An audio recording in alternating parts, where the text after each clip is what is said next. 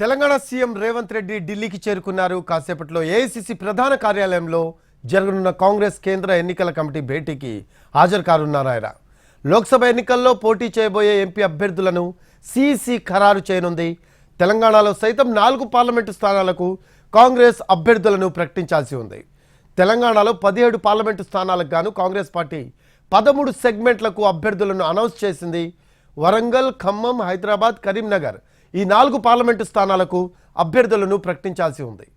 సీసీలో చర్చించిన అనంతరం ఈ 4 సీట్లకు ఏఐసీసీ అధికారికంగా అభ్యర్థుల పేర్లను ప్రకటించనున్నట్లు సమాచారం.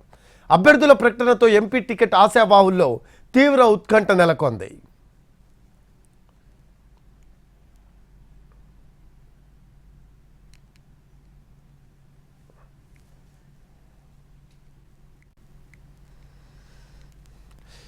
దీనికి సంబంధించిన లేటెస్ట్ అప్డేట్స్ అందించడానికి మా కరెస్పాండెంట్ ప్రసాద్ ఢిల్లీ నుంచి లైవ్లో అందుబాటులో ఉన్నారు. ప్రసాద్, కాసేపట్లో ఏఐసీసీ ప్రధాన కార్యాలయంలో సీఈసీ భేటీ జరగబోతోంది. ఈ రోజు ఏమన్నా ఈ మిగిలిన 4 ఎంపీ స్థానాలకు సంబంధించిన పేర్లు ఖరారయ్యే అవకాశం ఉందంటారా?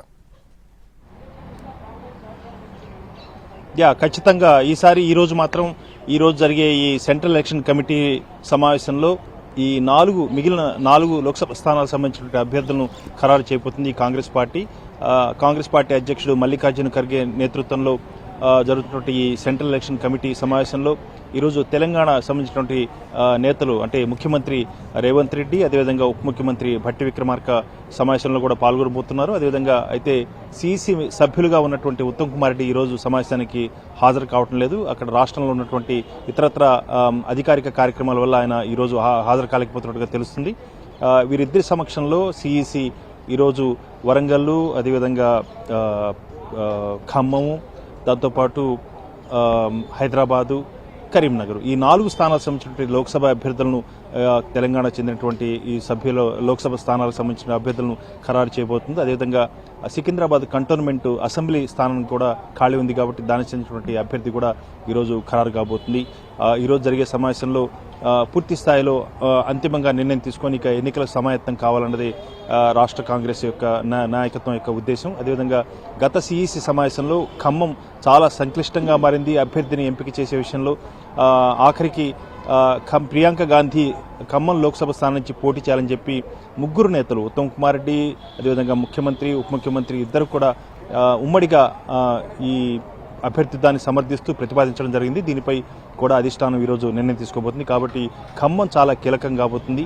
దీనికి సంబంధించినటువంటి నిర్ణయం ఈరోజు జరగబోతుంది. ఇకపోతే ఆంధ్రప్రదేశ్ సంబంధించి కూడా ఈ తెలంగాణ రాష్ట్ర కాంగ్రెస్ చెందినటువంటి అభ్యర్థుల ఖరారు అయిన తర్వాత ఆంధ్రప్రదేశ్ సంబంధించినటువంటి అభ్యర్థులను కూడా ఖరారు చేయబోతున్నారు. ఇటు అసెంబ్లీ, అదేవిధంగా లోక్సభ అభ్యర్థులు దాదాపు నిన్న జరిగినటువంటి స్క్రీనింగ్ కమిటీ సమావేశంలో 120 అసెంబ్లీ స్థానాలకు సంబంధించి ఆంధ్రప్రదేశ్లో అభ్యర్థులను ప్రతిపాదించి సిఫార్సు చేయడం జరిగింది ఈ సీఈసీకి. అదేవిధంగా 20 లోక్సభ స్థానాలకు చెందినటువంటి అభ్యర్థులను కూడా ఖరారు చేసి ఆ మేరకు సీఈసీకి ప్రతిపాదించడం జరుగుతుంది. ఆ మేరకు ఈరోజు 11 గంటలు ఆ ప్రాంతంలో జరగబోయే ఆంధ్రప్రదేశ్ చెందినటువంటి నాయకుల సమక్షంలో దీనికి సంబంధించినటువంటి అభ్యర్థులను కూడా ఖరారు చేసేందుకు కూడా సీఈసీ అవకాశం ఉన్నట్టుగా తెలుస్తుంది. ఈ సమావేశంలో రఘువీరారెడ్డి కూడా కాంగ్రెస్ వర్కింగ్ కమిటీ సభ్యులుగా ఉన్నారు. ఆంధ్రప్రదేశ్ చెందినటువంటి అభ్యర్థుల ఖరారు విషయంలో ఆయన కూడా ఈ సమావేశంలో పాల్గొనబోతున్నారు. Thanks for updates Prasad. Right, అది ప్రస్తుతం 4 ఎంపీ అభ్యర్థులు పెండింగ్లో ఉన్నారు తెలంగాణలో. తెలంగాణ సీఎం రేవంత్ రెడ్డి ఢిల్లీకి చేరుకున్నారు. కాసేపట్లో ఏఐసీసీ ప్రధాన కార్యాలయంలో జరగనున్న కాంగ్రెస్ కేంద్ర ఎన్నికల కమిటీ భేటీకి హాజరు కానున్నారు. ఆయన లోక్సభ ఎన్నికల్లో పోటీ చేయబోయే ఎంపీ అభ్యర్థులను సీఈసీ ఖరారు చేయనుంది.